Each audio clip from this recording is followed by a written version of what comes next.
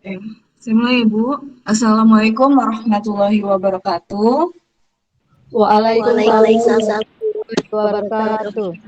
Alhamdulillahirabbil alamin. Puji syukur kehadirat Allah Subhanahu wa taala yang telah memberikan kita kesempatan dan waktu luang sehingga kita dapat mengikuti webinar pada hari ini.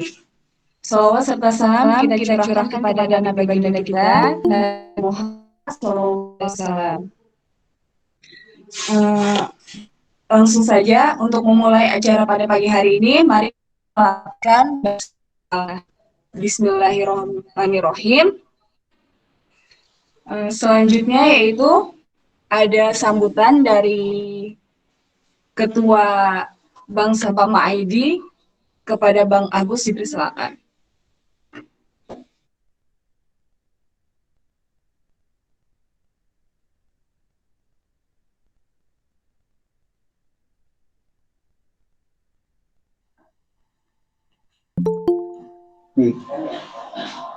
Assalamualaikum warahmatullahi wabarakatuh. Waalaikumsalam warahmatullahi wabarakatuh.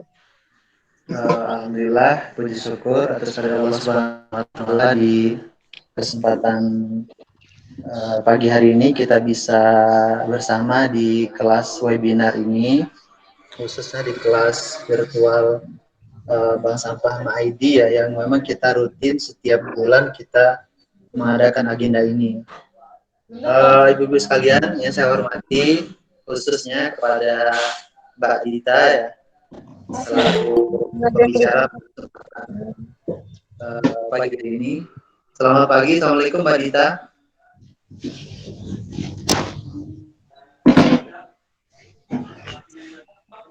Assalamualaikum Mbak Dita, udah hadir belum Mbak Dita?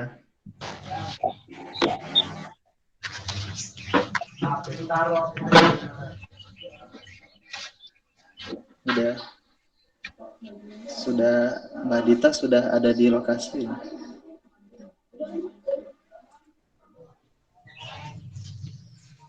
Ibu yang mana?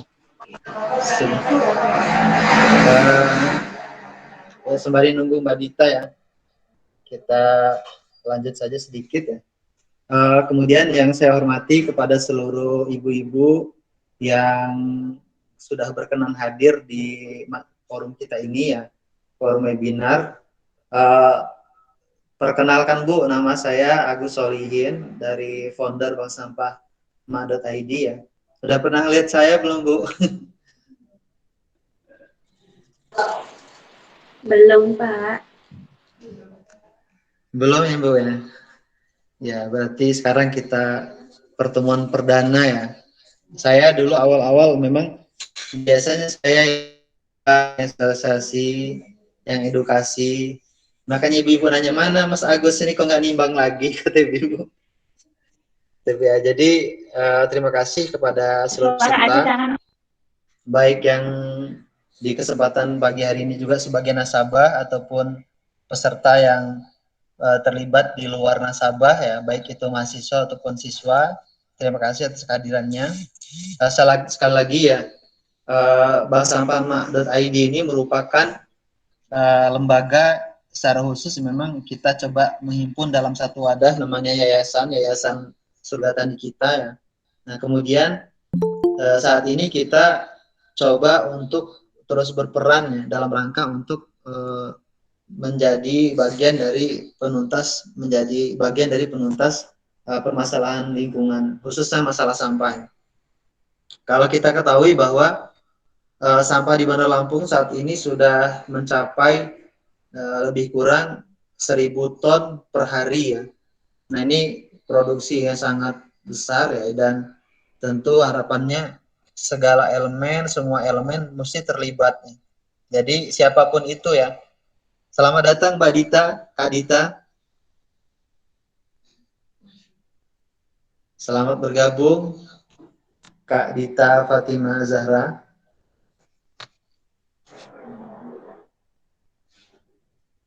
Cek. Assalamualaikum Mbak Dita. Waalaikumsalam. Aduh, maaf ya sedikit ada trouble tadi. Oke, siap.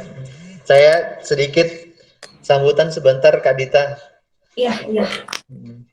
Ya, saya lanjut kembali ya. Terima kasih. Selamat datang kepada Kak Dita Fatimah Zahra di forum webinar ya, virtual Bank Sampah Ma.id ya. Nama saya Agus Solihin, Mbak Dita, founder Bank Sampah Ma.id. Dan terima kasih atas kesempatan dari rekan-rekan semua.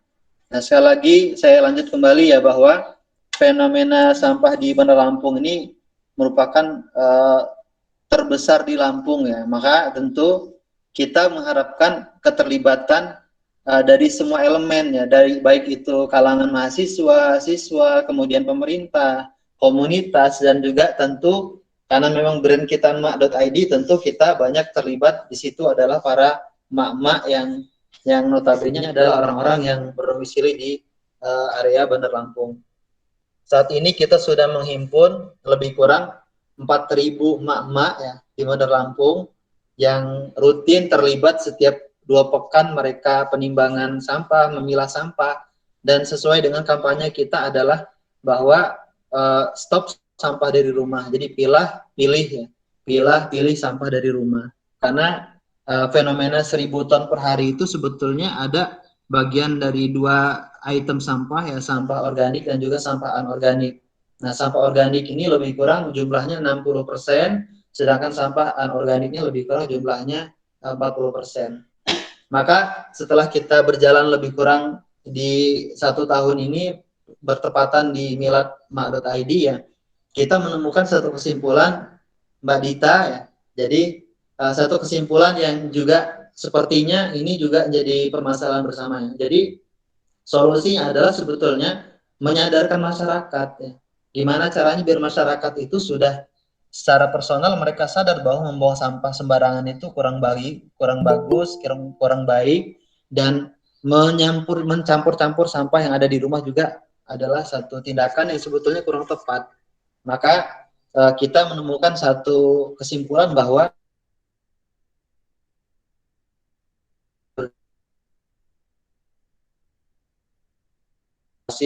seluruh elemen masyarakat, dan tentu untuk mengedukasi itu kita mesti melibatkan berbagai elemen termasuk juga influencer, kemudian mahasiswa, siswa, kemudian juga berbagai pihak baik itu komunitas ataupun perkumpulan. Dan itu yang bisa kita perankan ya. Jadi sejauh ini kita menghimpun 4.000 orang ini, saya pikir jumlah yang masih sedikit ya untuk menanggulangi persoalan sampah di Bandar Lampung. Tapi alhamdulillah di pagi hari ini kita kedatangan tamu yang luar biasa, Mbak Dita Fatimah, yang juga beliau adalah salah seorang yang saya pikir anak muda yang potensial, berbakat ya. Ini kayaknya mesti kolaborasi jangka panjang nih Mbak Dita. Kita bisa terlibat terus sehingga kita menjadi bagian dari orang-orang yang menjadi berperan dalam rangka untuk menangani sampah di Bandar Lampung. Kalaupun pemerintah mengatakan, udah itu urusan pemerintah, saya yakin pemerintah nggak akan sanggup. Kemudian komunitas juga bilang, ini urusan komunitas yang akan sanggup. Maka mesti seluruh elemen terlibat. Baik itu elemen muda ataupun elemen masyarakat secara umum juga mesti terlibat. Baik, itu bisa saya sampaikan. Sekali lagi, saya dari perwakilan dari mak.id mengucapkan terima kasih atas kehadiran rekan-rekan semua, ibu-ibu semua, dan teman-teman mahasiswa ataupun juga secara khusus kepada Kak Dita ya. Dan mudah-mudahan kita semua bisa menyimak, menghayati apa yang akan disampaikan oleh Kak Dita. Sekali lagi ya, terima kasih sebelumnya motivasi ataupun edukasi yang disampaikan oleh Mbak Dita. Terima kasih atas perhatiannya. Assalamualaikum warahmatullahi wabarakatuh. Waalaikumsalam warahmatullahi wabarakatuh. Kepada Bang Gus, terima kasih atas sambutannya. Mungkin kita bisa langsung saja ya Ibu untuk memulai materinya nih. Ibu-ibunya pasti udah gak sabar ya Bu. Sebelum itu kita bacakan dulu CV-nya dari Mbak Dita nih. Nama Dita Fatimah Tuzahro, usia 20 tahun, profesi presenter TVRI Lampung dan mahasiswa Hubungan Internasional Universitas Lampung. Kegiatan sehari-hari, singer dan MC model. Business owner of Kacang Goyer, Lampung. Ya.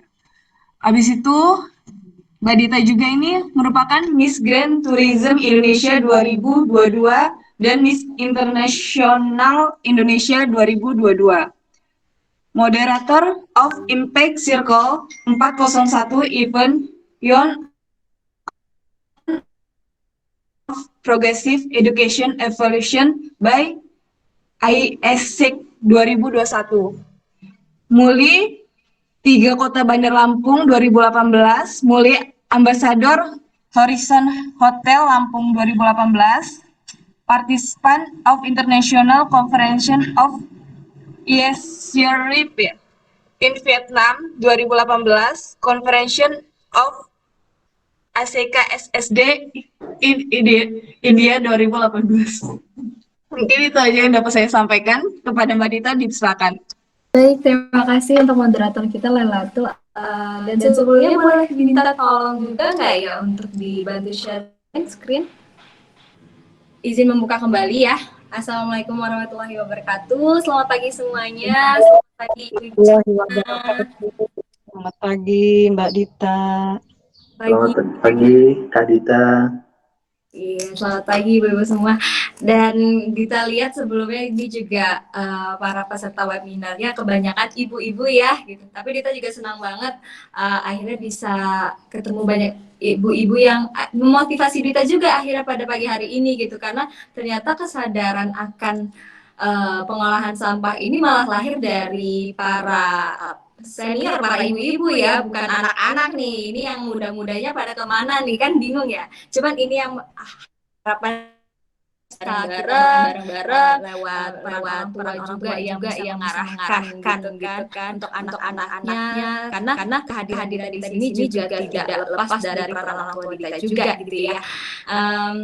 Tapi yang perlu Dita garis bawahi di sini bahwa webinar ini Dita bukan menggurui, Dita juga tidak mengajari, tapi ini sama saja seperti sharing bagaimana peran Dita sebagai anak muda, dan Dita juga di sini akan sharing banyak juga dari ibu-ibu sekalian atau para peserta webinar hari ini gitu ya, biar sama-sama belajar juga apa yang belum Dita dapatkan, dan mungkin juga semoga dari webinar ini juga materi yang nanti Dita sampaikan bisa menjadi insight atau pengetahuan yang lebih luas lagi juga untuk para peserta webinar pada pagi hari ini.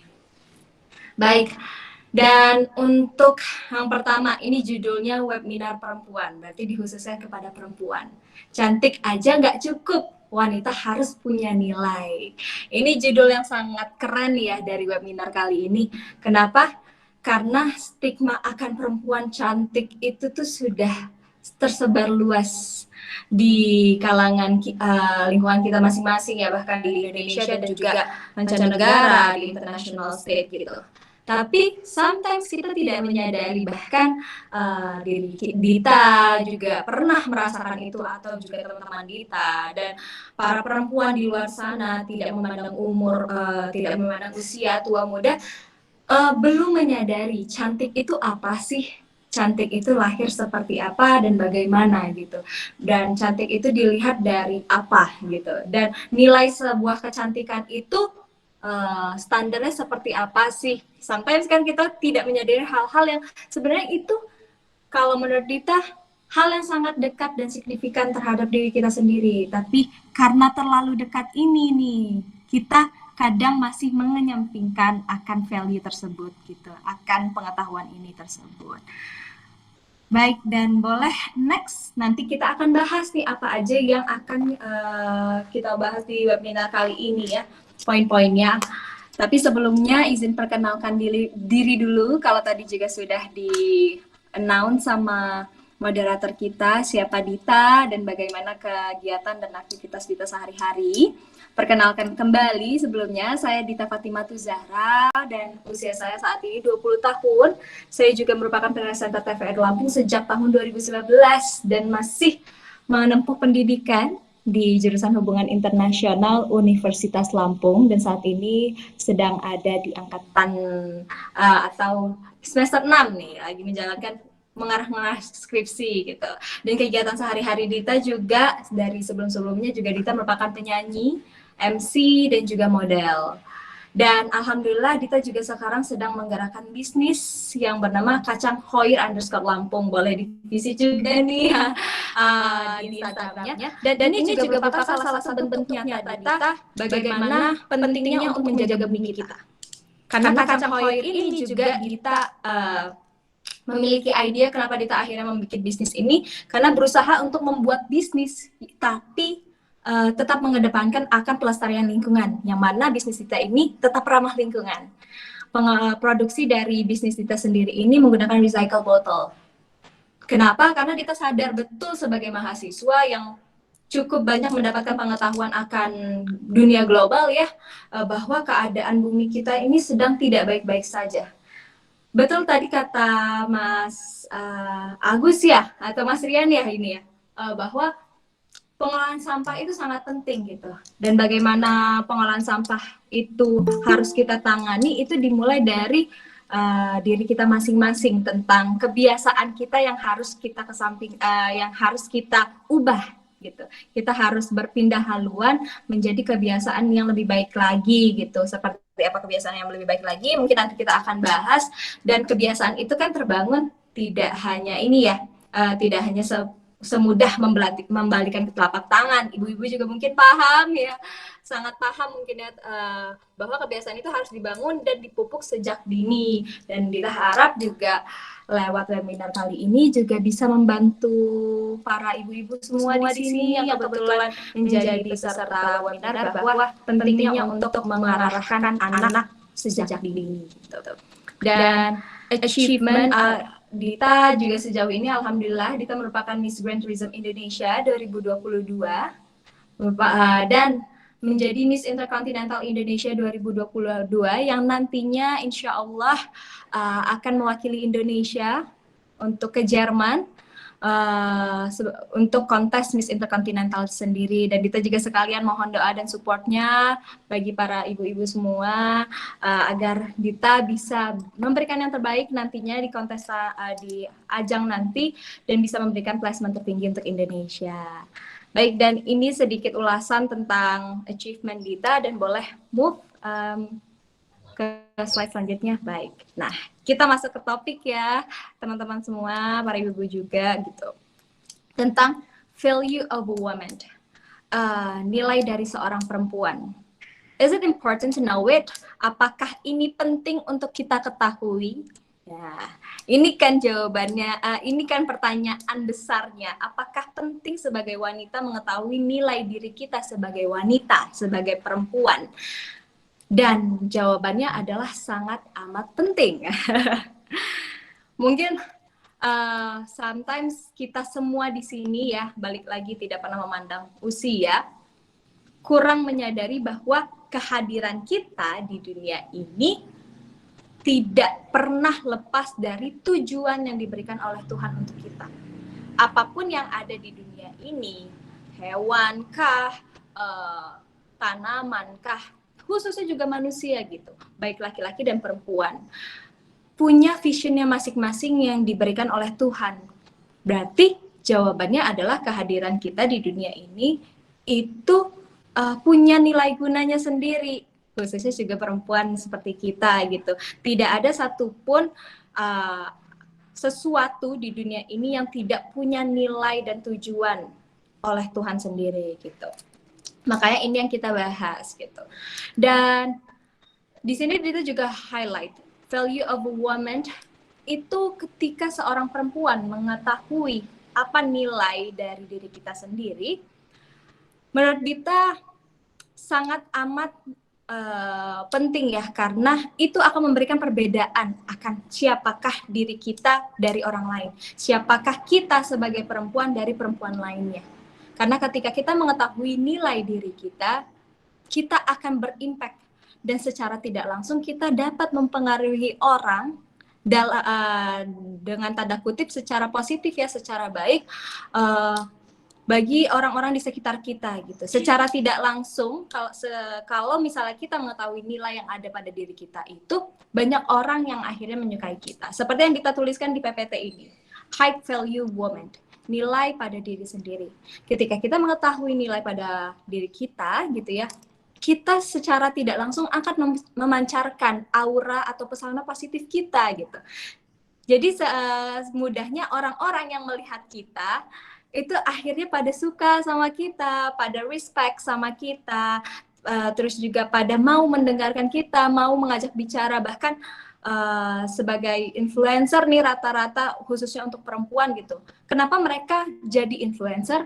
Karena banyak yang mengagumi perempuan tersebut gitu, orang tersebut gitu, influencer tersebut gitu. Sehingga di sini kita tuliskan juga dikagumi banyak orang. Itulah keuntungan kita ketika kita tahu nilai diri kita akan memancarkan aura positif, dan keuntungannya adalah dikagumi banyak orang.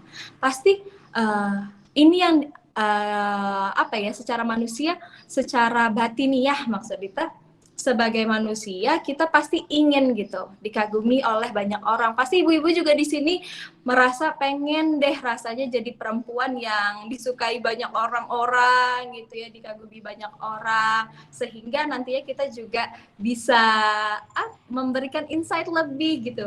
Akhirnya dari keuntungan kita dikagumi banyak orang itu kita bisa men-share banyak hal-hal yang ada di pikiran kita, dalam tanda kutip kembali adalah hal positif gitu kepada teman-teman semua, jadi bisa sharing idea gitu. Karena sharing idea itu tidak akan terjadi kalau orang-orang di sekitar kita tidak interest sama kita, tidak tertarik sama kita sendiri.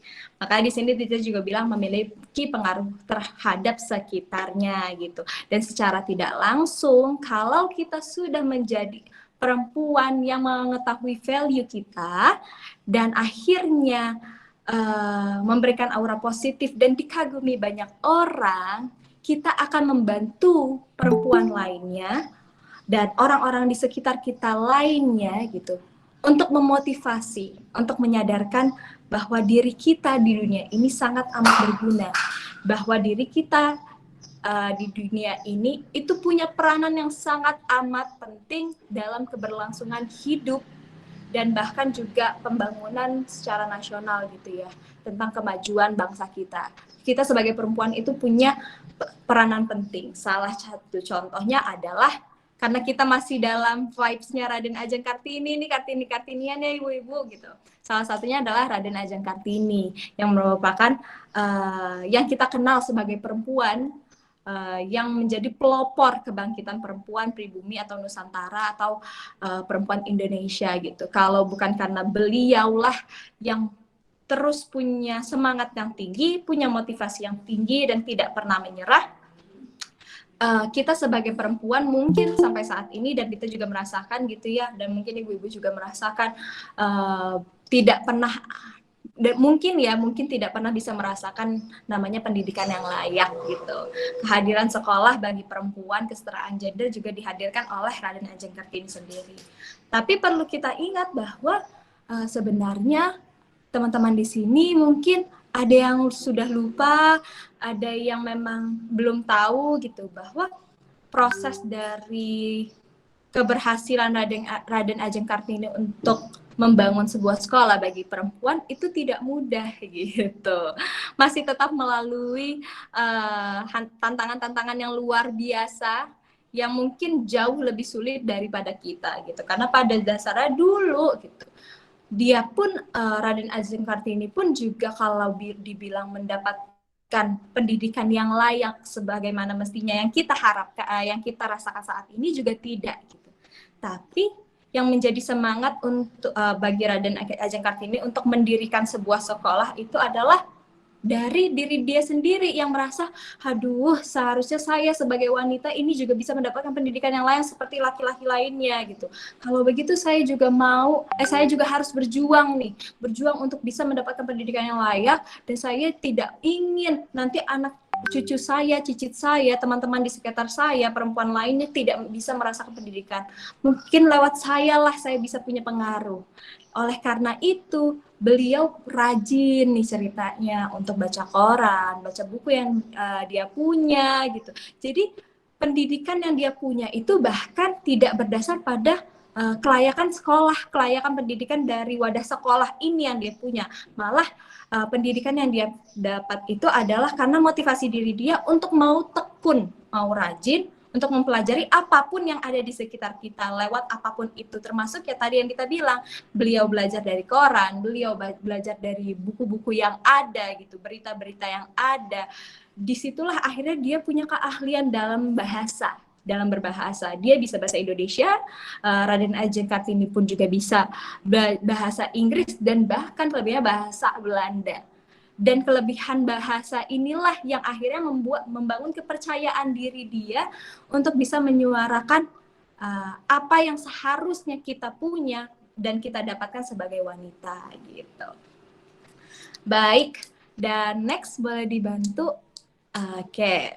Nah, sebelum kita masuk nanti ya ke pembahasan pokoknya, kita juga harus mengetahui kenapa sih webinar ini hadir, ya kan Bu, gitu ya. Mungkin apalagi ibu-ibu di luar sana juga, teman-teman di sini juga gitu ya, sebagai kontestan webinar merasa ini kenapa ya yang jadi speakernya jauh lebih muda dari saya gitu ya.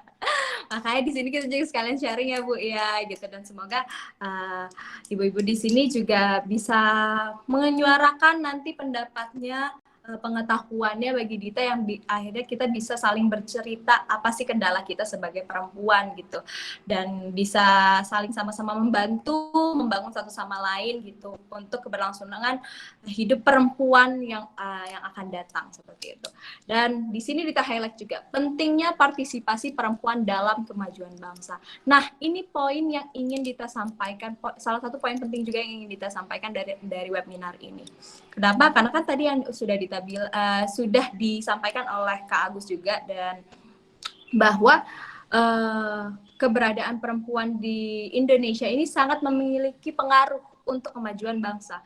Bahkan tidak hanya Indonesia, di seluruh dunia peran perempuan ini sudah sangat diperhitungkan. Keberadaan perempuan sudah mulai diperhitungkan. Sejak apa? Sejak keberadaan kalau di Indonesia, sejak Raden Ajeng Kartini bisa menyuarakan hak-hak emansipasi perempuan gitu. Dari situlah akhirnya terlihat bahwa perempuan ini punya peranan yang penting juga ya untuk bisa mempengaruhi banyak orang lainnya untuk bisa melakukan hal-hal positif gitu.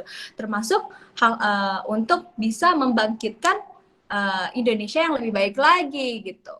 Dan di sini kita memberikan beberapa case ya gitu, tidak hanya soal sampah ya. Mungkin kalau soal sampah ibu-ibu lebih paham, dan di sini juga belajar gitu, atau nanti Kak Agus juga bisa menyampaikan gitu. Tapi Dita di sini cari analogi atau contoh kasus lain gitu. Salah satunya seperti peran perempuan di dalam upaya meningkatkan perekonomian dan kesejahteraan masyarakat. Nah, di sini juga salah satu case-nya adalah di sektor perikanan dan Koalisi Rakyat untuk Keadilan Perikanan pada tahun 2015. Itu disampaikan nih oleh menteri kita bahwa perempuan itu bisa mengerjakan 70% pekerjaan produksi perikanan dengan waktu kerja hingga 17 jam. Berarti bisa dilihat bahwa perempuan ini sangat kuat, tidak kalah kuatnya dengan laki-laki gitu.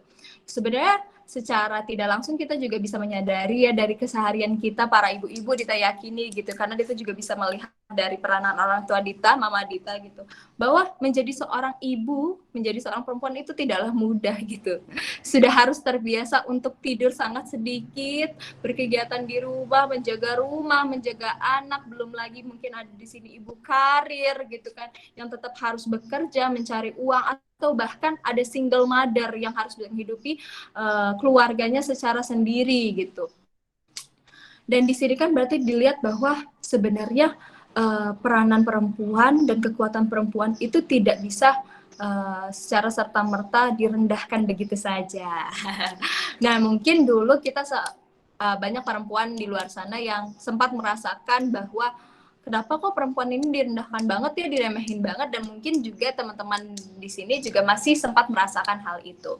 Kenapa demikian bisa terjadi? Karena pada dasarnya balik lagi, kita belum mengetahui value diri kita apa, dan kita belum bisa men-share nilai diri kita kepada orang lain. Sehingga orang-orang melihat bahwa kita tuh tidak punya nilai sebagai perempuan. Itu yang jangan sampai jangan sampai hal itu terjadi pada diri kita. Harapannya seperti itu gitu. Dan harapannya juga kita sebagai perempuan hadir di muka bumi ini gitu ya, bisa dihargai oleh laki-laki di luar sana karena diri kita sendiri gitu. Kita tidak bisa mengharapkan laki-laki atau orang-orang di luar sana itu bisa respect sama diri kita karena mereka sendiri gitu. Kita berusaha mengubah pola pikirnya. Oh, tidak bisa kalau menurut kita. Kenapa? Karena kita tidak bisa merubah orang, kita tidak bisa merubah pola pikir orang, tapi yang kita bisa rubah adalah diri kita sendiri gitu. Coba kita introspeksi diri, sehingga nantinya kalau kita sudah terus memperbaiki diri kita gitu ya, terus melihat ke bawah gitu ya, menyadari apa sih kekurangan kita dan terus menjadi versi terbaik dari diri kita, nanti ada pada waktunya bahwa orang-orang lain tidak bisa lagi untuk mencari kesalahan kita. Karena apa? Karena kita sudah menjadi versi terbaik dari diri kita yang akhirnya membuat orang kagum kepada diri kita gitu. Dan contoh case lainnya juga di era kepemimpinan Presiden Joko Widodo dan wakilnya Yusuf Kala ya, kemarin pada tahun 2014 dan 2019 bahkan sudah dibikin kebijakan bahwa ada kuota khusus nih, maksimal 30% untuk keterwakilan perempuan dalam politik. Berarti kan dilihat bahwa peranan politik ini sangat amat penting gitu untuk keseimbangan bagi keberlangsungan politik Indonesia sendiri ya, keberlangsungan hidup di Indonesia juga gitu. Karena kalau misalnya kita pikir-pikir nih, semua jajaran pemerintah dipenuhi dengan para laki-laki dan tidak ada satupun peranan perempuan, yang ada nantinya malah ketimpangan yang terjadi seperti itu. Karena kita juga perlu mengetahui bahwa sebenarnya keberadaan laki-laki dan perempuan di Indonesia nih itu tidak jauh berbeda jumlah penduduknya gitu loh. Bahkan kalau hampir sama-sama setengah, hampir 50-50%. Nanti kita akan lihat datanya, kita akan bawa. Berarti kan kalau misalnya sudah tahu jumlahnya hampir sama, tapi dalam perang, kita misalnya ada lagi kan dalam perang ya, ada koalisi A, koalisi B, seperti itu. Terus koalisi A ini punya jumlah 100 orang gitu. Sedangkan koalisi B ini punyanya 95 orang. Sebenarnya kan cuma beda 5. Tapi yang koalisi A ini dia siap senjata. Dia tahu strategi gitu. Sedangkan koalisi B ini sudah hampir sama-sama jumlahnya banyak, tapi dia tidak punya senjata, tidak punya value, tidak tahu apa tujuan mereka nanti ketika bertemu mau ngapain gitu. Strategi yang dia punya nggak ada. Ya udah jauh lebih sedikit gitu ya, nggak punya persiapan gitu. Yang ada ketika perang kalah gitu. Seharusnya yang kita bangun adalah kalau misalnya si koalisi B ini punya strategi yang memumpuni gitu ya, punya persenjataan yang sangat amat kuat, yang koalisi A ini walaupun jumlahnya banyak, senjatanya juga banyak, tapi kalah akan strategi yang dipunya gitu ya, akan kalah dengan mereka tidak mengetahui nilai yang mereka punya, pasti juga mereka akan kalah begitu saja gitu. Tapi di sini kan bukan bermaksud untuk kita menganalogikan bahwa harus ada yang kalah dan menang, bukan. Tapi dari sini kita bisa melihat bahwa sesuatu perubahan itu bisa berubah ya secara bertahap gitu dan secara signifikan kalau kita semua di sini itu sama-sama bekerja sama gitu, sama-sama bekerja sama dalam apa? Dalam membangun satu sama lain, khususnya kita nih sebagai perempuan untuk saling membantu satu sama lainnya juga, perempuan lainnya mengetahui nilai yang ada di diri kita, memotivasi di diri kita bahwa sebagai perempuan kita punya value-nya sehingga kita tidak bisa diremehkan oleh orang lain, dan sehingga keberadaan kita di dunia ini, di muka bumi ini, bahkan di Indonesia ini itu sangat diperhitungkan gitu. Dan diperhitungkan inilah yang harus nanti kita cari, seperti apa sih caranya gitu. Dan di sini juga fakta-fakta lainnya bahwa pada Forum Trading Development and Gender Equality di sela-sela ASEAN Development Bank Annual Meeting, bahkan Menteri PPN atau Bappenas ini juga menyebutkan bahwa kaum perempuan adalah aset, potensi, dan investasi penting bagi Indonesia yang dapat berkontribusi secara signifikan sesuai kapabilitas dan kemampuannya masing-masing. Nah, berarti kan di sini bisa ya secara sadar bahwa sebenarnya kita tuh banyak sudah perempuan yang menyadari gitu. Tinggal bagaimana menyadari sebenarnya bahwa kita ini sebagai perempuan itu sangat amat penting peranannya dan merupakan aset untuk kemajuan Indonesia sendiri gitu. Tinggal bagaimana kita bisa membantu perempuan lainnya untuk menyadarkan hal itu bahwa kita memiliki value-nya masing-masing. Kenapa kita bilang value-nya masing-masing? Karena di sini juga tuh dinyatakan bahwa sesuai kapabilitas dan kemampuannya masing-masing. Nah, disinilah yang kita bisa share ke teman-teman semua bahwa value setiap perempuan itu berbeda-beda dan kita tidak pernah bisa menyamakan gitu. Kenapa? Karena value yang ada pada diri kita juga itu beriringan dengan kapabilitas dan kemampuan yang ada pada diri kita gitu. Passion yang ada pada diri kita, keinginan dan semangat yang ada pada diri kita. Itu semua akan sangat berbeda dengan perempuan lainnya. Karena kadar semangat, kadar motivasi, kadar mimpi, kadar usaha setiap orang itu berbeda-beda. Sehingga value di diri kita pun juga berbeda-beda. Seperti itu. Dan boleh dibantu next kembali. Nah, ini yang kita bilang tadi, faktanya dari total 273 juta penduduk, ini data tahun 2022 ya, untuk data penduduk Indonesia bahwa 138 juta 303.472 jiwa itu adalah laki-laki sebesar 50,5%, sedangkan sisanya adalah perempuan 49,5%. Sangat amat tipis perbedaannya 1% gitu. Kalau misalnya perempuan posisinya perempuan Indonesia nih tidak mengetahui value yang ada pada diri kita dan padahal melihat jumlah penduduk yang ada di Indonesia ini hampir sederajat jumlahnya dengan laki-laki.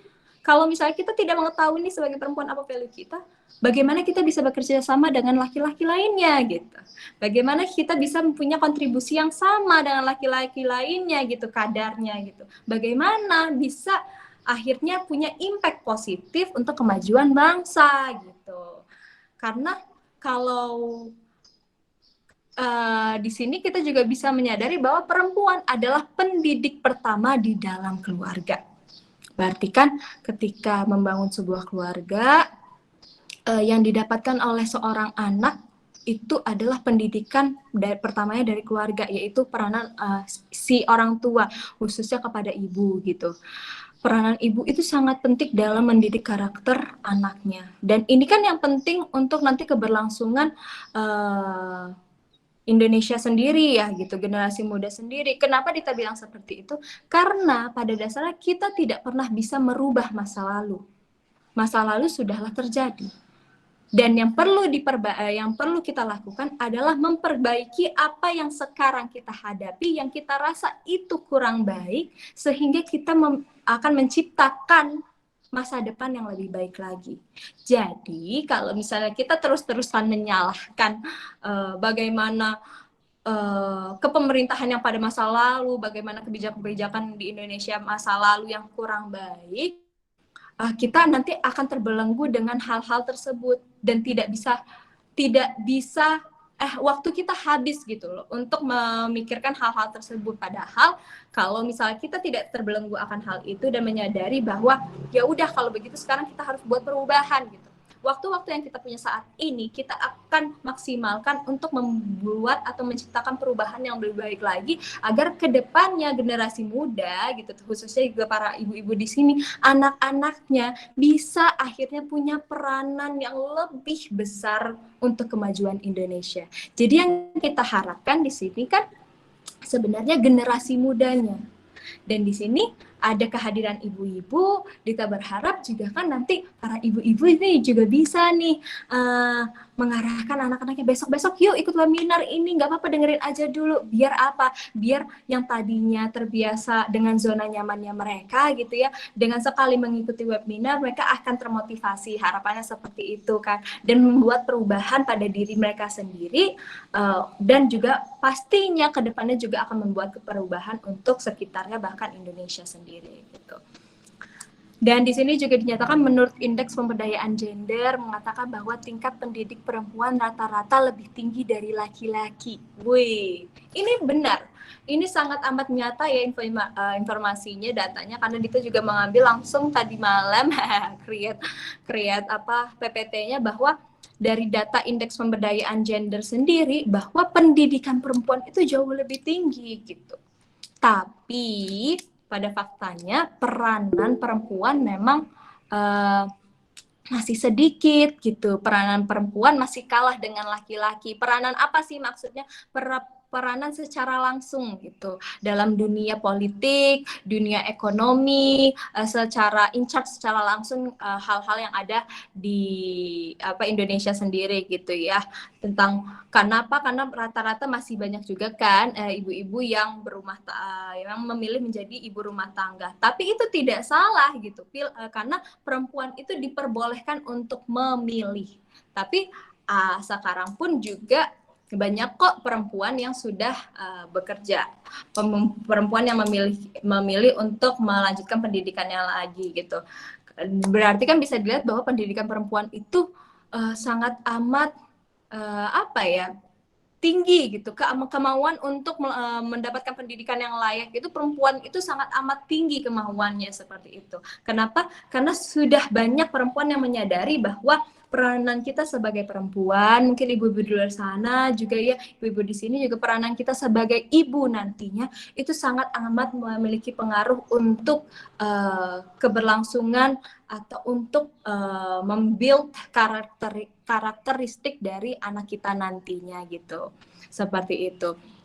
Makanya di sini kita highlight juga karena peran wanita nih, Dita juga mendapatkan informasi ya semalam dari Kemendagri bahwa pemerintah Indonesia membidik 4 sektor utama, yakni di bidang pendidikan, kesehatan, ketenagakerjaan, serta terkait pencegahan kekerasan. Nah, disinilah bisa kita menyadari bahwa karena peran wanita itu penting, pemerintah itu sudah membidik, sudah mengharapkan bahwa semakin banyaknya perempuan yang nantinya punya peranan secara langsung khususnya bagi politik yang ada di Indonesia, juga nantinya ke depannya juga bukan tidak mungkin bahwa perempuan ini nantinya akan mendominasi beberapa sektor yang ada, yaitu pendidikan. Kenapa pendidikan? Yang tadi Dita bilang ya, kayaknya anak-anak siswa-siswa juga rata-ratanya akan lebih nurut gitu kalau di sekolahan kalau misalnya dapat gurunya yang perempuan.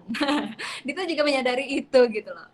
Kenapa? Karena perempuan itu ada loving touch-nya gitu. Loving touch-nya sehingga membuat anak-anak lebih nyaman dengan keberadaan si guru perempuan ini gitu. Dan tapi bukan berarti yang guru-guru prianya enggak gitu. Ada beberapa yang seperti itu, tapi ada beberapa yang hanya sekadar kan menyampaikan kewajiban mereka sebagai guru untuk menyampaikan pendidikan yang mereka punya gitu, pengetahuan yang mereka punya, share pengetahuan kepada anak-anaknya. Tapi terkadang juga tidak menyadari apakah anak-anak tersebut sudah nyambung gitu. Karena connect-nya seseorang itu berdasarkan bagaimana connect-nya batin kita satu sama lain gitu. Anak tidak akan mendengarkan rata-rata ya. Ini juga experience Dita, juga pengalaman Dita gitu ya. Anak nih, Dita sebagai anak gitu, tidak akan mendengarkan guru kalau misalnya guru tersebut tidak bisa membuat Dita nyaman gitu. Yang ada kerjaannya marah-marah mulu. Nah, sometimes marah-marah itu bikinnya nggak nyaman gitu. Tapi dan itu tuh butuh waktu oleh anak ini sendiri. Untuk Dita juga sebagai contoh anak ini, bahwa butuh waktu, bahwa amarah orang tua itu punya peranan positif juga sebenarnya bagi pembangunan karakter kita. Tapi itu membutuhkan waktu yang cukup lama gitu. Nah, yang kita harapkan kan bagaimana sisi orang tua sendiri ini sebagai perempuan khususnya gitu selalu bisa terus mendampingi perkembangan anaknya sehingga nanti anaknya juga tidak merasa bahwa si ibu ini terlalu memaksakan anaknya atau terlalu cuek kepada anaknya atau kerjaannya cuma bisa marah-marah. Jangan sampai ya nanti kita juga sebagai orang tua seperti itu amit-amit gitu. Dan kita juga harapkan juga akhirnya para ibu-ibu di sini juga bisa ya terbuka mendapatkan pengetahuan yang lebih juga gitu. Dan kenapa di sini ada kesehatan, ketenagakerjaan dan serta terkait pencegahan kekerasan. Kekerasan seksual bisa dikhususkan. Kenapa? Karena kekerasan seksual ini kan mayoritas dirasakan yang menjadi korban adalah perempuan. Kalau sebagai perempuan kita tidak bersuara, bagaimana kita bisa mendapatkan hak-hak secara nyata bagi kehidupan kita? Karena peranan suara kita itu sangat amat penting gitu. Sama saja seperti kita memilih presiden gitu. Peranan suara kita dalam memilih siapakah calon-calon presiden ini sangat amat penting. Kenapa? Keberadaan beliau ini sebagai pejabat tinggi negara kita itu juga faktornya karena diri kita sebagai masyarakat Indonesia yang telah memilih mereka, yang telah mempercayakan pada mereka gitu. Dan yang penting harapannya ketika kita juga memilih calon presiden kita kan kita juga melalui survei asik. Kita bisa melihat dulu gitu bagaimana kegiatan-kegiatan secara nyata para calon presiden kita gitu. Berarti kan peranan kita tuh juga sangat amat butuhkan gitu. Kalau misalnya laki-laki nih mayoritas penduduk laki-laki banyak yang golput, terus ternyata yang banyak milih itu perempuan, berarti kan suaranya jatuh pada perempuan. Berarti kan keberadaan para presiden ini karena masyarakat perempuan yang milih-milih juga gitu. Berarti kan kita juga di sini sadar bahwa siapapun gendernya, termasuk kita perempuan, peranan kita ini punya sisi yang harus kita perhitungkan gitu. Baik, boleh next dibantu. Nah, di sini juga kita akan sedikit mengulas akan bagaimana sih pandangan khalayak umum terhadap wanita yang hanya mengandalkan paras cantik. Wanita hanya modal cantik. Aduh, perempuan jadi idola karena badan seksi dan wajah menawan. Orang zaman dulu, yang dulu sampai sekarang sih gitu ya. Kalau wajah cantik, seksi gitu, pasti banyak disukai. Tapi tetap aja, semua itu akan bergeser. Pandangan orang itu akan bergeser pada perempuan yang kalau hanya sekedar cantik doang gitu. Hanya sekedar menunjukkan sisi-sisi menawannya tubuh mereka yang bagus seperti itu. Karena setiap orang itu akan respect kepada orang lain tidak berdasarkan fisiknya semata. Kalau misalnya orang cantik diajakin ngobrol nggak nyambung ya gimana gitu kan. Sama halnya gitu kalau misalnya gimana kita bisa mendengarkan suara yang ada pada ibu-ibu, ide-ide yang ada pada ibu-ibu untuk disampaikan kepada orang lain kalau para ibu-ibunya sendiri ini tidak punya tidak punya keberanian atau motivasi atau skill gitu, yang punya skill dalam public speaking, skill dalam bisa mendapatkan perhatian dari orang lain, itu kan semua skill ya ibu ya gitu. Jadi wajah dan fisik itu yang cantik tidak akan berguna sama sekali kalau kita tidak mengetahui value yang ada di diri kita tidak memiliki kapabilitas atau skill-skill yang ada pada diri kita gitu. Nah, karena fisik manusia adalah hal pertama yang terlihat memang. Tapi perlu diingat bahwa manusia itu bukan objek semata. Bukan patung yang cuma jadi pajangan gitu. Karena isi kepala dan perilaku mereka juga perlu disorot. Seperti itu. Dan pemikiran dan perilaku juga harus berkualitas demi menginspirasi dan bermanfaat bagi orang lain. Tuh, gitu. Jadi, bagaimana kita bisa membuat perubahan akan pengolahan sampah sendiri dengan cara kan ini case-nya atau yang mengundang Dita ini tentang pengolahan sampah ya. Terus gimana cara kita bisa mengajak perempuan-perempuan lainnya, orang-orang di luar sana lainnya untuk bisa yuk sama-sama mengerti atau mau belajar tentang pengolahan sampah, karena pengolahan sampah itu penting bagi keberlangsungan hidup kita gitu. Dimulai dari pemikiran dan perilaku kita dulu yang harus punya kualitas gitu, sehingga kita bisa menginspirasi dan juga bisa mempengaruhi serta bermanfaat bagi orang banyak. Oke deh, boleh next. Nah, ini yang menjadi poin pentingnya, yaitu how to build your value of a woman. Bagaimana sih cara kita untuk membangun mindset positif dan mengenal diri kita sendiri gitu, dan mengetahui nilai apa sih yang ada pada diri kita sebagai perempuan. Inilah yang menjadi campaign kita juga sebagai generasi muda, khususnya bagi perempuan gitu. Campaign kita yang dikenal dengan knowing yourself is worth. Tapi don't be yourself gitu. Knowing yourself itu kan mengetahui diri sendiri, itu sangat amat berguna.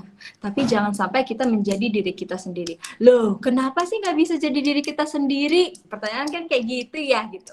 Sebenarnya bukan tidak boleh, tapi rasanya kalau menurut pengamatan Dita ya, sharing dari banyak teman-teman di luar sana, melihat sosial media, menjadi diri sendiri itu kurang baik. Bukan tidak baik, kurang baik. Kenapa? Karena ada pergeseran makna terhadap don't be yourself ini, atau makna statement dari menjadi diri sendiri. Membuat beberapa orang di sekitar kita, atau mungkin diri kita sendiri sempat merasakan bahwa ketika kita terlalu terpaku pada statement don't be yourself gitu, jadilah diri sendiri gitu, kita akhirnya jumawa, kita akhirnya selalu merasa benar, kita akhirnya selalu merasa apa yang kita lakukan ini tidak salah, apa yang kita lakukan ini tidak akan merugikan orang lain gitu. Padahal sebenarnya kita harus menyadari bahwa apa yang kita lakukan itu mungkin secara tidak langsung akan memberikan rasa tidak nyaman bagi orang lain.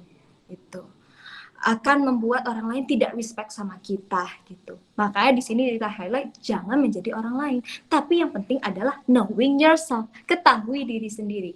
Maksudnya jangan menjadi diri sendiri, tapi harus ketahui diri sendiri. Nah, kenapa harus mengetahui diri sendiri? Karena balik lagi, setiap orang itu punya kekurangan dan kelebihannya, teman-teman semua, ibu-ibu semua. Setiap orang itu diciptakan dengan kelebihannya masing-masing, tapi juga ada kekurangan.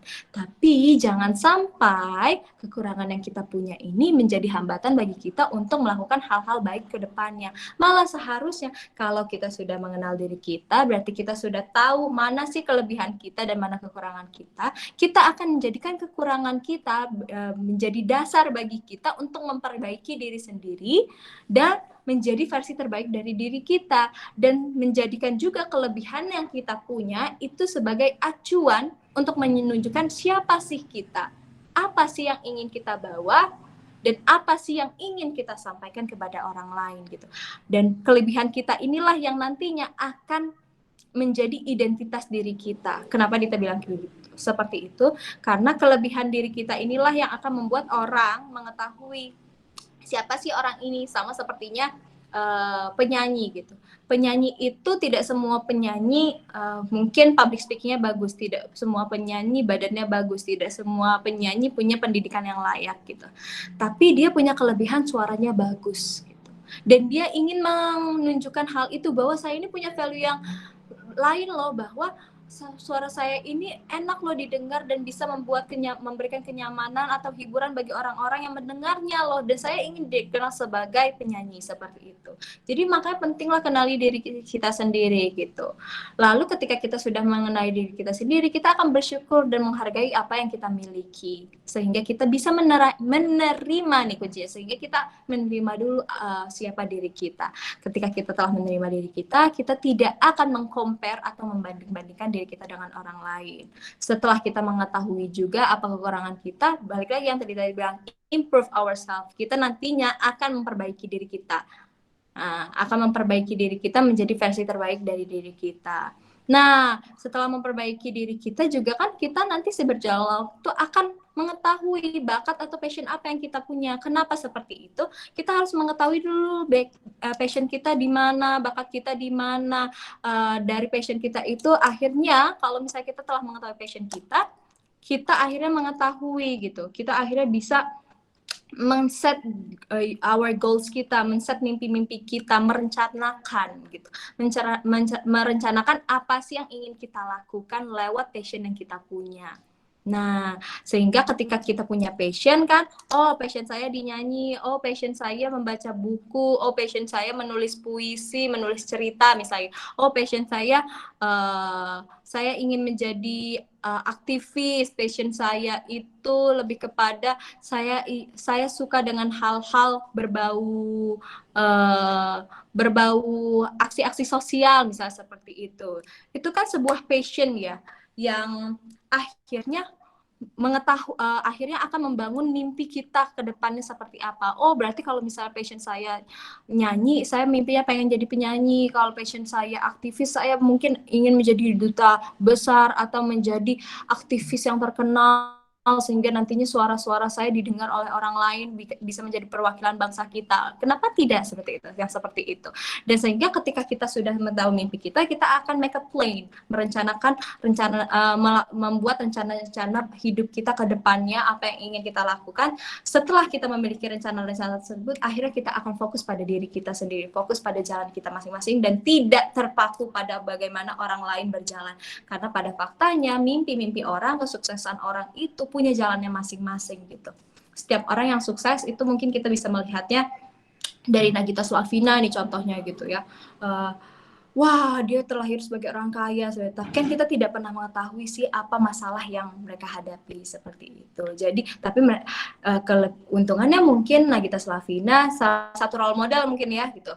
Dia cukup fokus pada diri dia sendiri seperti itu. Baik, next. Makanya di sini akhirnya kita highlight nih dengan quotes-quotes penting. Pentingnya dalam merumuskan impian dan tujuan dan rencana hidup perempuan, itulah gitu ya. Karena pada dasarnya hidup itu pilihan, hidup adalah kesempatan. Dan sebagai perempuan, berarti kita juga punya pilihan dan punya kesempatan. Tinggal bagaimana kita menggunakan kesempatan yang kita punya sebaik mungkin. Karena pada dasar yang tadi kita bilang, Tuhan menciptakan manusia dengan memiliki tujuannya masing-masing. Tidak ada satupun sesuatu di dunia ini yang tidak memiliki nilai, termasuk wanita. Namun, nilai setiap manusia bergantung pada bagaimana kita dapat mengatur hati, pikiran, dan langkah kita dalam hidup. Nah, di sini kita juga bilang bahwa everything need a process. Semua mimpi itu bisa kita capai berdasarkan proses yang akan kita jalani ke depannya. Proses itu tidak pernah mudah, pasti ada jatuhnya juga. Tapi kita pentingnya harus menikmati proses tersebut. Nah, karena makanya akhirnya kita bilang bahwa mimpi itu pilihan kita, mimpi itu sebuah rencana yang kita punya. Rencana itu tidak akan pernah terrealisasikan, mimpi kita tidak akan pernah terrealisasikan jika kita tidak ada aksi yang kita lakukan. Oleh karena itu, sangat penting bagi kita untuk mengetahui siapa diri kita, yang akhirnya berimpact pada apa mimpi kita, dan kita akan membuat perencanaan dari hidup kita, sehingga kita mengetahui apa yang harus kita lakukan. Seperti itu. Terima kasih sebelumnya yang telah mendengarkan webinar kita, dan mungkin Dita akan membuka sesi pertanyaan. Iya, mungkin ada yang teman-teman yang ingin bertanya. Terima kasih Kak Dita yang telah menyampaikan materinya ya. Luar biasa ya materinya ibu-ibu. Ya, bagi ibu-ibu yang mau bertanya, silakan kirim di kolom chat atau hidupkan mikrofonnya. Oke, terima kasih nih Kak Agus. Sudah memulai sesi pertanyaan nih tentang pengen tahu perencanaan Kak Dita 10 tahun ke depan dari sisi perancangan. Kalau perencanaan, jujur Dita sebagai generasi muda yang masih punya semangat yang tinggi gitu ya, sangat amat banyak rencana yang Dita miliki gitu. Apalagi yang terdekat ini.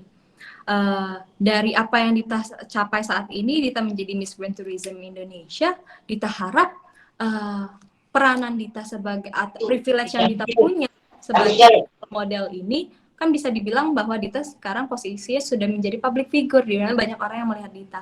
Nah, lewat privilege yang Dita punya inilah Dita harapkan suara Dita itu bisa didengar orang lain, atau bahkan Dita bisa menyampaikan aspirasi-aspirasi bagi teman-teman semua di sekitaran Dita yang mungkin belum punya keberanian yang lebih seperti Dita untuk menyampaikan apa sih keluh kesah mereka, apa sih permasalahan yang mereka hadapi, sehingga kita bisa sama-sama memecahkan, sehingga kita bisa sama-sama menjadi punya peranan yang baik gitu, bisa bekerja sama untuk melakukan perubahan yang lebih baik lagi gitu.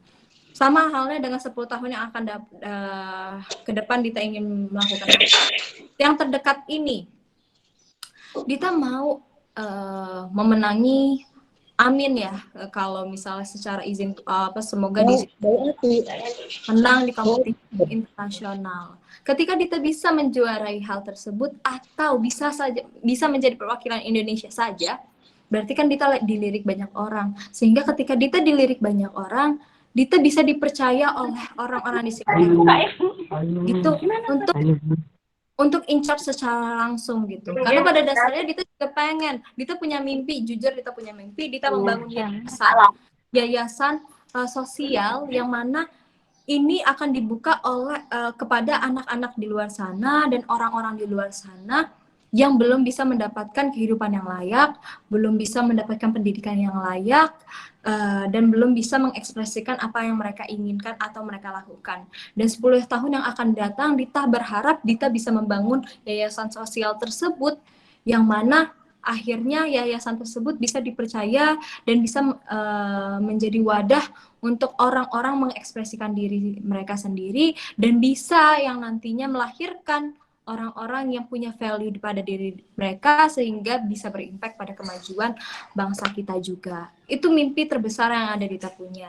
Tapi yang pasti lewat apa yang Dita punya, banyak hal yang ingin Dita lakukan. Salah satunya seperti membantu orang-orang di sekitar kita untuk mendapatkan pendidikan yang layak.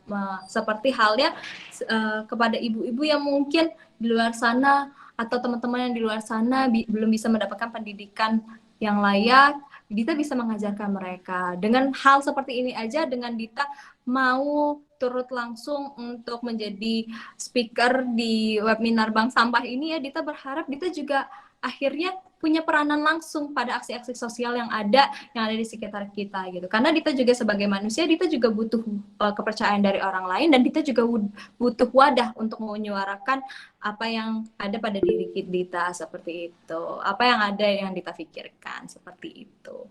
Mungkin sudah terjawabkah pertanyaannya? Cukup Kak Agus, atau masih ingin mengetahui hal lain? Tapi kurang lebih seperti itu. Ini ya Kak, ini ada pertanyaan dari Kak Nur Aini nih. Kak Dita, aku Nur Aini mau bertanya, bagaimana ya Kak cara kita menumbuhkan rasa percaya diri atas banyaknya kekurangan kita? Karena di masa sekarang ini terlalu banyak hal yang membuat insecure gitu Kak. Oke. Terima kasih banyak ya Nur Aini untuk pertanyaannya. Nah, gimana sih caranya menumbuhkan percaya diri? Balik lagi, menumbuhkan rasa confident pada diri kita itu, balik ke materi yang Dita bilang tadi, campaign Dita bilang. Kita harus mengetahui diri kita sendiri dulu. Knowing yourself is worth.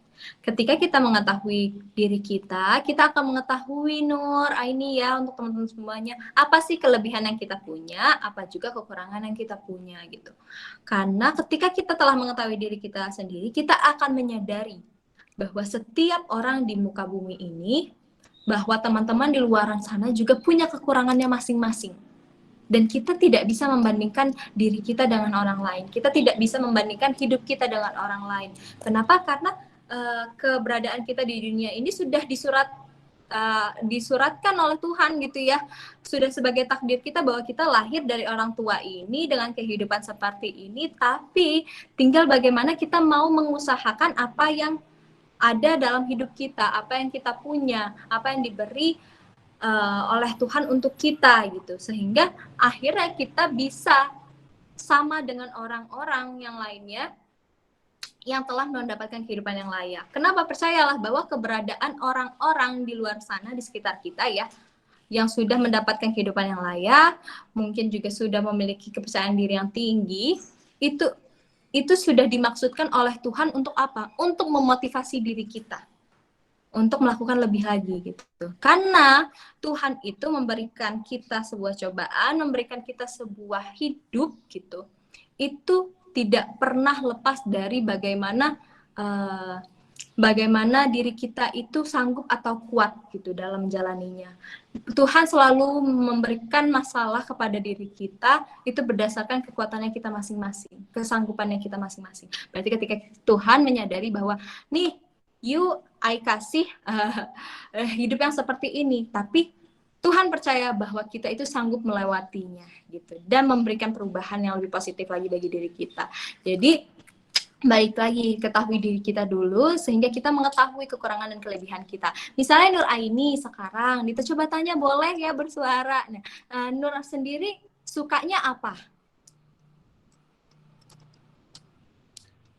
Halo Nur Aini, boleh yuk sharing-sharing?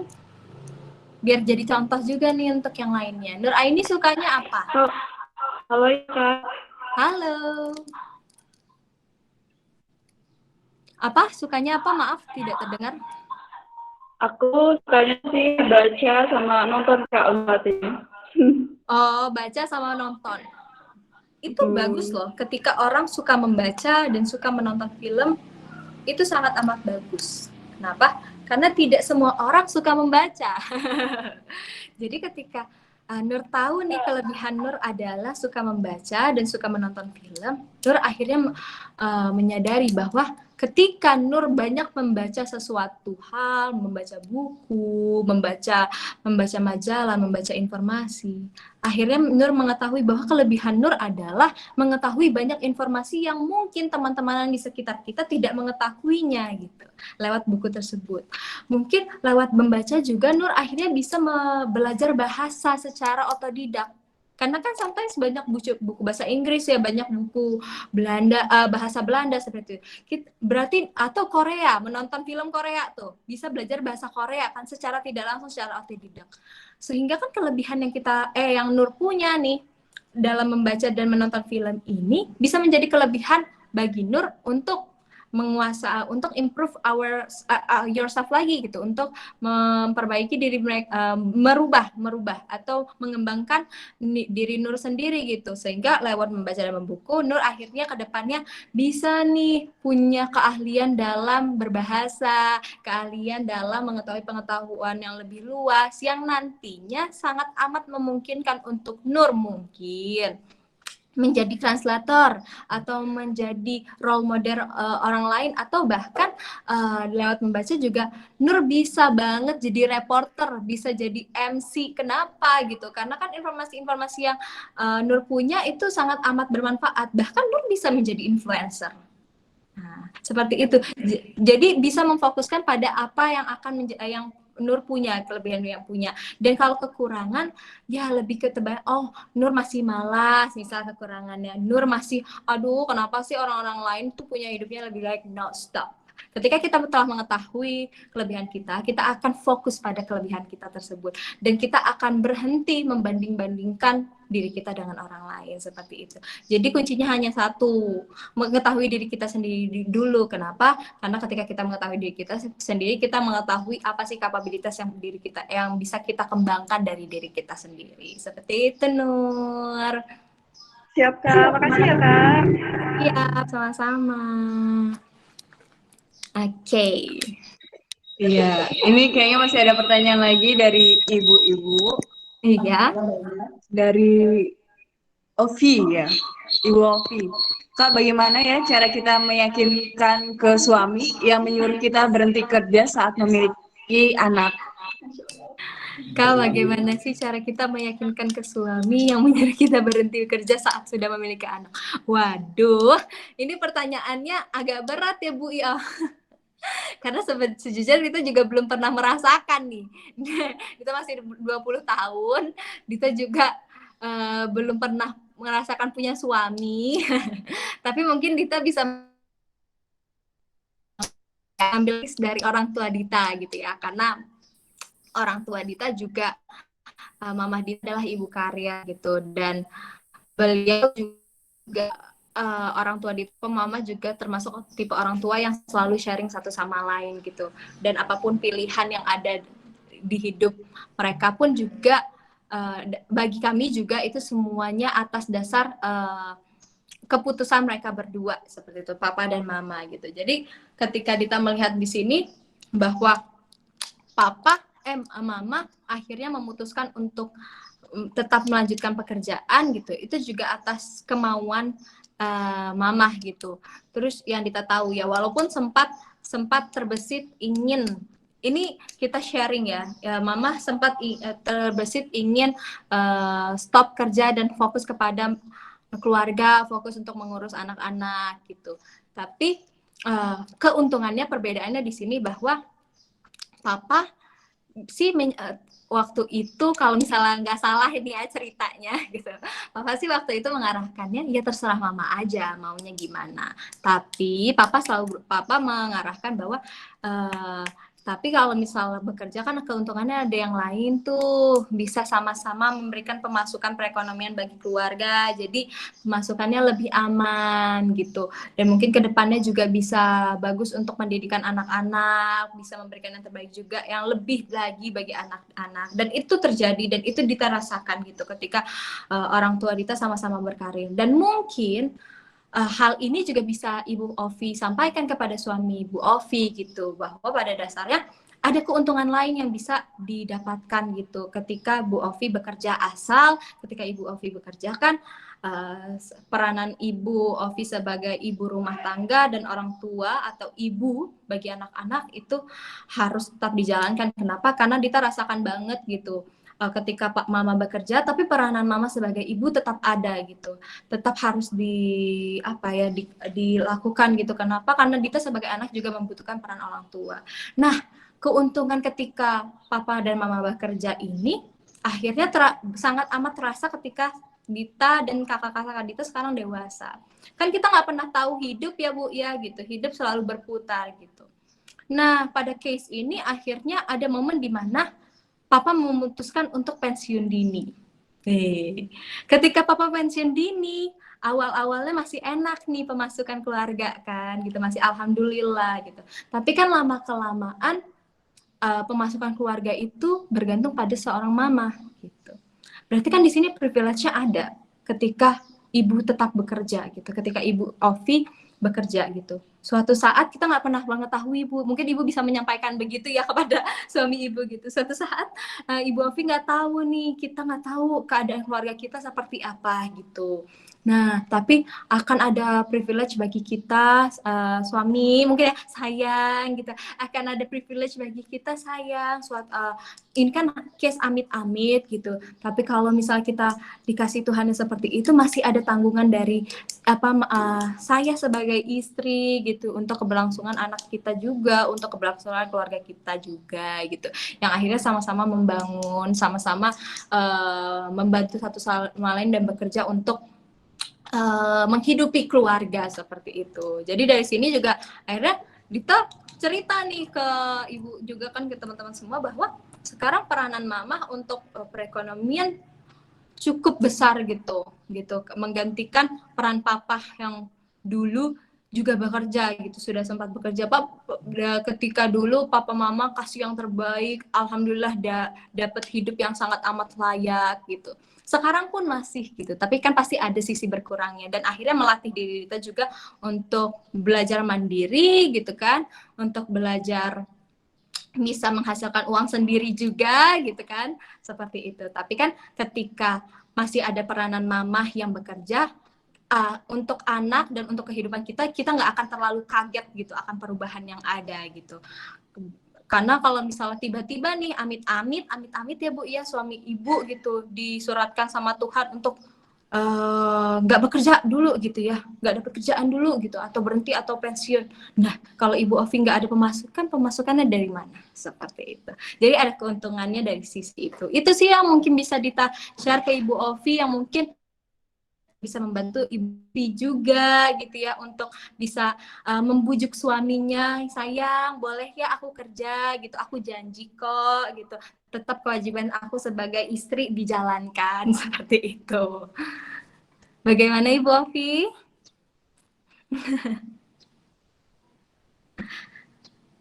Ibu gimana Bu Ovi? Kurang lebih seperti itu ya Bu. Ini kita sharing ya Bu, berdasarkan pada pengalaman yang Dita pernah jalani dan Dita alami juga atau Dita lihat gitu. Karena kalau dari Dita sendiri, Dita belum pernah merasakannya Bu, belum nikah ceritanya ini Bu. Seperti itu. Sama-sama Ibu Ovi. Ya, mungkin satu pertanyaan lagi ya Kak. Ini dari Ibu Leli. Mbak Dita, saya ibu rumah tangga yang memiliki anak laki-laki yang seumuran Mbak Dita. Yang saya tanyakan bagaimana kita mengontrol pergaulan dari anak kita di luar rumah. Apalagi tipe anak saya introvert, susah diajak bicara mengenai kegiatannya atau mengenai teman-temannya. Bagaimana ya? Ini kan sebenarnya kalau terima kasih juga sebelumnya Bu Leli akan pertanyaannya. Mungkin kalau bisa dilihat dari pertanyaan kan sebenarnya ini akan lebih afdal kalau pertanyaan ini dijawab oleh sosok orang tua ya. Tapi mungkin ini itu juga akan kasih perspektif atau sudut pandang dari seorang anak gitu dan melalui apa yang kita rasakan gitu. Kebetulan sedikit cerita, kebetulan Dita berusaha ngambil case dari keluarga Dita lagi aja gitu. Kebetulan Dita 3 bersaudara, dan Dita anak terakhir dan punya karakter yang sangat amat berbeda juga. Salah satunya yang kedua, tipe kakak Dita yang kedua nih, ada namanya Yubela, cuma beda setahun sama Dita, lebih tua gitu ya, introvert gitu. Pasti kita sebagai saudara, bahkan khususnya orang tua Dita juga papa mama punya kesulitan tersendiri bagaimana sih cara ngehandling Yubela yang ini panggilannya Yubela, ada nyebut nama deh. Panggilan kakakku Yubela gitu, yang tipikalnya introvert, yang jarang suka bercerita, jarang mau ngomong sesuatu gitu. Tapi yang Dita lihat akhirnya usaha dari papa mama ini bagaimana cara mengontrol pergaulannya adalah dengan selalu merangkul anak-anaknya gitu, selalu merangkul Yubela sendiri. Dulu memang sulit gitu. Dulu waktu dulu memang sulit, tapi seberjalannya waktu akhirnya rangkulan yang papa mama lakukan gitu ya, usaha-usaha yang papa mama lakukan untuk terus ajak sharing Yubela, untuk selalu rutin nanyain gimana sih kegiatan hari ini, apa sih yang pengen kamu lakuin, gimana sih ada lomba apa, pengen nggak ikut ini gitu, selalu dicari tahu gitu, selalu diasah, kamu mau nggak les seperti ini, kamu mau nggak les gini-gini gitu, sehingga nantinya lama kelamaan kita secara tidak langsung bisa mengontrol pergaulan anak, bukan kita, maksudnya orang tua sebagai orang tua bisa mengontrol pergaulan anaknya sendiri, termasuk papa mama gitu, karena dengan terus mengajak sharing akhirnya papa mama tahu gitu siapa teman-temannya Yubela gitu, siapa guru-gurunya Yubela gitu, yang sehingga ketika si Yubela ini sendiri, kakakku sendiri ini tipe kalau orang yang tidak ingin sharing gitu, papa mama akhirnya coba nanyainnya ke temen-temennya gitu, ngelihat gimana sih gitu, gimana perkembangan anak saya, gimana anak saya bergaul di sekolah gitu. Dan sometimes juga dilihat dari sosial medianya teman-temannya Yubela juga, sosial medianya teman-temannya Dita, karena kan kebetulan Dita dan teman-teman Yubela juga satu kesatuan gitu. Seperti itu. Jadi ketika seorang tua atau peranan papa mama yang terus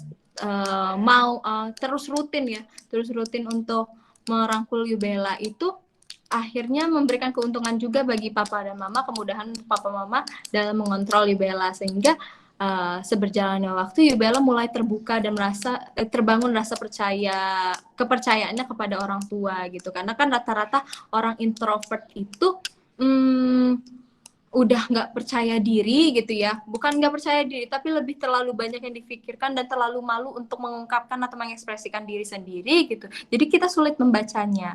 Nah untuk itulah, karena kita sulit membacanya karena mereka tipe yang pasif, mungkin orang tuanya harus yang lebih aktif gitu, harus lebih aktif untuk ya terus hold on to your child gitu. gitu. Seperti itu mungkin Ibu kurang lebih yang mungkin bisa Dita sampaikan dari seginya Dita, dari pengalamannya Dita gitu. Karena sebagai peranan orang tua itu memang sangat amat penting ya Bu ya. Memang mungkin Dita melihat sekarang orang tua itu capek, pasti capek terus sampai gede pun kita sebagai anak-anak sangat masih bergantung pada orang tua. Tapi itulah gitu. Tapi Dita sadari bahwa karena kedekatan kita sebagai anak kepada orang tua itulah yang akhirnya membangun rasa sayang dan cinta kita kepada orang tua yang nantinya insya Allah anak-anak kita pun gitu, anak-anak ibu dan kita juga berharap gitu insya Allah juga karena cintanya yang begitu besar yang mereka rasakan sebagai anak, kedepannya akan dibalikan apa yang telah ibu lakukan kepada anaknya tersebut. Jadi ya yang penting jangan pernah meragukan anak-anak ibu yang mungkin punya tipe yang introvert, malah selalu dimotivasi, selalu diyakinkan bahwa mereka hebat gitu, selalu dirangkul sehingga mereka itu lama-lama makin percaya akan diri mereka sendiri dan berubah haluan menjadi orang yang lebih percaya diri dan mau untuk bersosialisasi lebih lagi keluarnya, seperti itu Ibu. Gimana Ibu? Materinya luar biasa ya Bu. Semoga dapat ilmu yang bermanfaat dari Kak Dita nih. Amin. Amin. Kira-kira Kak Dita ada closing statement untuk kita ini Kak? Oke, closing statement-nya sebenarnya tadi sudah Dita ungkapkan yang di terakhir ya. Tapi mungkin Dita bakal ulang sedikit gitu. Bahwa pada dasarnya ini kan webinarnya tentang perempuan ya. Tapi pada dasarnya bahwa setiap manusia di dunia ini masing-masing punya nilainya mereka masing-masing. Kita sebagai manusia itu memang tidak pernah bisa merubah apa yang telah Tuhan berikan kepada kita. Secara tidak langsung maksudnya bukan tidak bisa merubah, tapi kita tidak pernah bisa memilih. Nah, iya, kita tidak pernah bisa memilih kehadiran kita di dunia ini akan melalui jalan yang seperti apa. Tapi yang bisa kita pilih atau kita rubah dalam hidup kita adalah bagaimana jalan ke depannya kita dalam melalui hidup ini. Ketika kita melalui hidup ini, ketika kita setelah mengetahui diri kita, pentingnya tadi yang knowing yourself, ketika kita mengetahui diri kita, dan apa sih kelebihan yang Tuhan berikan kepada kita, dan apa sih yang Tuhan berikan kekurangannya kepada diri kita, mengetahui semua hal itu, akhirnya kita bisa sebagai perempuan untuk mengetahui nilai yang ada pada diri kita sendiri, bahwa kita ini sangat amat berharga. Kenapa? Karena kelebihan yang kita punya ini, baik perempuan maupun laki-laki ya, kelebihan yang kita punya ini ada memiliki peranan yang sangat penting bagi diri kita yang secara tidak langsung akan bisa mempengaruhi orang sekitar kita. Jadi percayalah bahwa kita semua di dunia ini sangat berharga dan kita semua sebagai perempuan di sini punya value yang sama dengan laki-laki lainnya. Seperti itu Ibu. Teman-teman semuanya, terima kasih banyak untuk undangannya dan ajakannya dan kepercayaannya bagi Dita untuk bisa jadi speaker di sini. Semoga juga bisa memotivasi, bisa jadi sharing-sharing yang positif juga bagi Ibu atau Terima kasih nih Kak Dita atas closing statement-nya. Oh ya, sebelum kita tutup acaranya, kita foto bersama dulu ya Kak. Untuk ibu-ibu yang belum menghidupkan kameranya, bisa dihidupkan dulu. Kita akan foto bersama nih sama Kak Dita. Udah ya. Saya hitung ya. Bu, 1, 2, 3, senyum.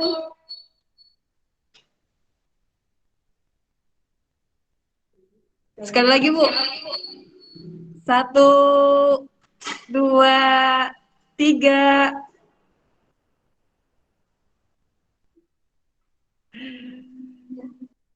Terima kasih Ibu-ibu. Terima kasih juga untuk Kak Dita yang meluangkan waktu ya Kak untuk mengisi webinar pada hari ini. Langsung saja saya tutup dengan membaca lafaz Alhamdulillahirobbilalamin. Sebagai MC saya mohon maaf kepada Allah, saya mohon ampun. Wassalamualaikum warahmatullahi wabarakatuh. Waalaikumsalam warahmatullahi wabarakatuh. Terima kasih. Terima kasih Bu. ya, Jangan terima lupa kasih. follow Instagram ID ya, Mbak. Iya, sukses selalu ya untuk sama My ID-nya. Iya. Sukses selalu untuk ibu-ibu semua. Ya, Terima terima kasih Karina. Iya. Dadah, jangan lupa ya follow Instagram kita. Dadah.